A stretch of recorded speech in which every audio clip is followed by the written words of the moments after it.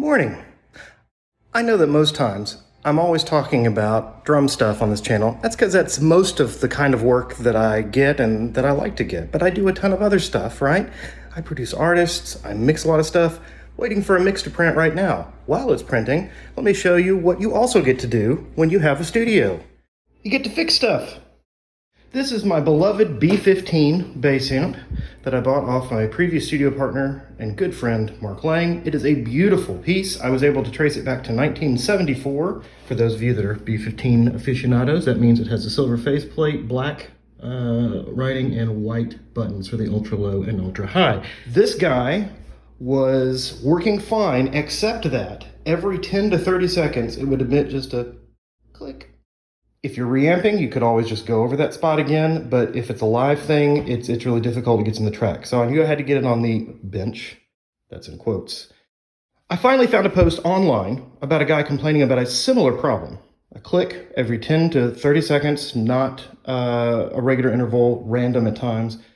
And he believed it was with his phase inverter, and I think was able to fix it that way. But he also mentioned the hum control. Now, if you look at the circuit diagram, right, inputs over here. Here's your phase inverter, splits the AC signal, one half of the tube handles the upside, one half handles the downside, sends it into the power tubes, right, where they're put back together at the transformer, and then out.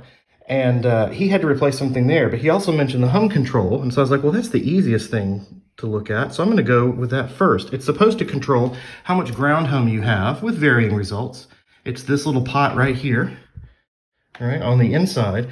And so I decided the easiest thing to do, and everybody that has to maintain equipment should have some of this on hand, both deoxit fader lube, right, which is what you use for console faders, but also for the inside of pots, anything that's going to be moving over a range of resistance, and then also just regular deoxit D5 to clean contacts and everything, dirty contacts. So once I got everything done, and I made sure to drain the large capacitors, because my gosh, this is voltage it could kill. What does it say on the thing here?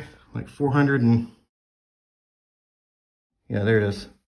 To the power tubes, at least one of them, 450 volts. That can be a lethal dose if you are not discharging the capacitors beforehand. At any rate, so the easiest thing to do, I even bought like replacement caps for all these capacitors, because that's normally what needs to happen. Talk to a few friends, right?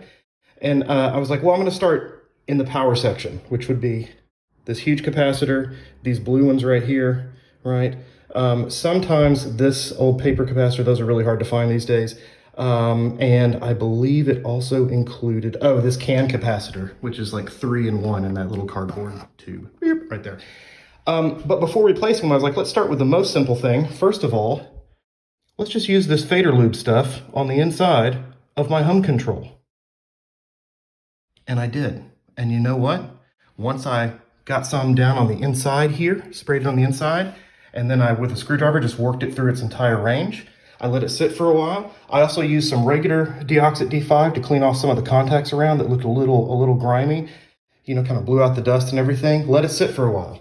Today I turned it on and the thing seems to be whisper quiet. So I think I fixed it without having to replace anything, which is amazing. So a review, if anybody's having that problem with your B15 bass amp, it's clicking every 10 to 15 seconds. Spray some deoxit fader lube inside the hum control pot, work it through its range, let it sit for a bit. If you do anything close to any of the capacitors, make sure you discharge them first, because they can hold voltage hours. Sometimes I've heard of cases even days after they've been unplugged.